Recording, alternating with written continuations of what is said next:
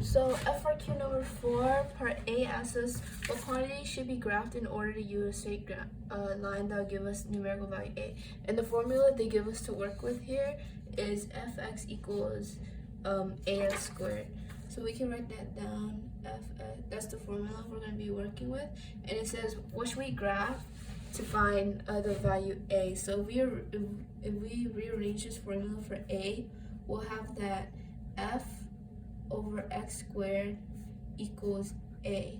And you see that if we want to find A, then the quantities we have to graph would be force, and the unit for that is newtons. And since that's on top, that'll be on the vertical axis. And the other quantity would be x squared, and its unit is meters squared on the horizontal axis. And if we graph that, then we will get a line that gives us A. And then part B says to calculate values for any of the quantities identified in part A and then put them into the data table. So I'm going to use this data table. So the value that we said we needed that's not directly given on this table is x squared, with the unit is m squared. So we're given x, so it's easy to find x squared, which is square every x value. So 0.05 squared would be 0.05 squared would be 0.0025. 0.10 squared would be 0.010, and then 0.15 squared would be 0.0225, and then 0.2 squared would be 0.040, and then 0.25 squared would be 0.6025. So that is part B, putting in the any values that was not given. And then part C says to calculate, part C says use this graph down here to plot the quantities that we found. So to do that, we're gonna label the vertical axis, as what we said earlier is force, and the unit is newtons.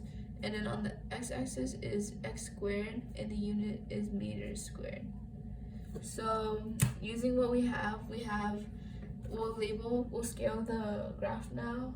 So see the max value for x squared is 0.06, so we can split it up into, like, this would be 0.01, 0.02, 0.03, 0.04, 0.05, here is 0.06. And then for the force, we see that it goes from about 0.05 to 0.25. So, the force here goes from 4 to 106. So we'll scale it to 100. So we'll go by tens. This will be 10. That would be 20, 30, 40, 50, 60, 70, 80, 90, 100. Okay, so starting from the first point, 4, force is 4, x squared is 0.0025. So 4 would be around here, 0.0025 would be very small, so the point would be right about here. And then next one is 17 and 0.01. So that'll be right on this line, and then 17 is a bit below 20, so it'll be about right here. And then 38, and then the x squared is 0.225, so that would be, this is 0.250, so it would be in the half here, and then 38 is a little bit below 40, so right there. And then we have 68 and then 0.4, so it'll be on the line. And 68 is a bit below 70, and then 106, and then it's 6.25, which would be half of a half here. So going up, actually it'd be, this is 0.65, so it'd be here. Going up to 106, if that's 100, then 106 will be about here. And then that is the points that we have. And then we can go ahead and draw a line. We'll see that the line actually comes out like nearly, I do not have a ruler, so we'll use this. So it comes out nearly a straight line if we draw B like about there. That's basically, the points lie on basically a straight line. So that is part C, graphing our data or quantities from part A. And then for part D, it says using the graph, calculate A. So to do that, we know that A is going to be the slope of this line here. So we're going to do rise over run. So our rise would be the change in the force, and then our run would be the change in x squared. So that will give us a slope, which is A. So using some points we have, which is use the biggest points. So we have 106 is the biggest point for Fn, minus 4 newtons over x squared would be, the corresponding points would be 0.025 meters squared minus 0.0025 meters squared. And if we plug that into a calculator, we'll get, so 106 minus 4 divided by 0.0625 minus 0.0025. That gives us 1,700. And that value, let's see. So that value would be newtons over meters squared. Those are the units that we use. So that equals A. So 1,700 newtons over meters squared is the value of A. And then that's part D. So then it tells us part E, it gives us a new situation.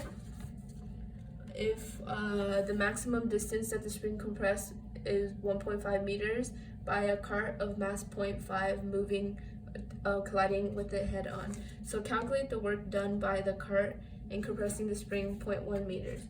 So work, we know net work is equal to the integral of the force doing the work with respect to distance. So we know that the force is given in this problem to be, it was given force equals ax squared. So we'll plug that in. Ax squared dx with respect to x as distance. So if we integrate that, we'll get 1/3 ax to the power of 3, and then that'll be the net work. And we have all these values here, so we can go ahead and plug them in. 1/3, we know A is 1,700 newtons per meter squared, and x, it says, was compressed 0.1 meters. That is given in part E. So we plug that into a calculator, we'll get net work done. According to that would be 0.5666 joules as the net work. That's part E. And then moving on to part F. It tells us to calculate the speed just before it strikes the spring. So using our knowledge of the work kinetic energy theorem, net work equals the change in kinetic energy. So that's if we can use that to find the velocity of the cart, because if we imagine this is the spring and then the cart hits this, so the kinetic energy, the work that it does was the initial kinetic energy of the cart, because it translates all its kinetic energy into work at the maximum distance of x equals 0.1. That's the max distance that the spring was compressed by this cart. So we can use that knowledge to find the speed of the cart when it hit the spring. So so net work equals change in kinetic energy. So if we do KE final minus KE initial, so KE final would be 0, because that's when the kinetic final of the cart is 0, because the cart stops when the spring is fully compressed.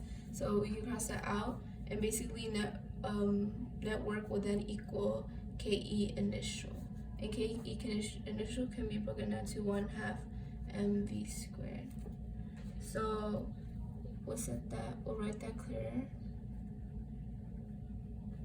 So if net work, we already found it earlier to be 0.5666 joules is equal to 1/2. The mass of the cart was given to be 0.5 kilograms.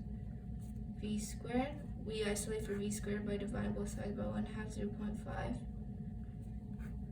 1/2, 0.5 kilograms. We'll get that v squared equals, so 0.5666 divided by 2.2664. We square that to get v. We get 1.505 meters per second, and that is the velocity of the cart right before it hit the spring.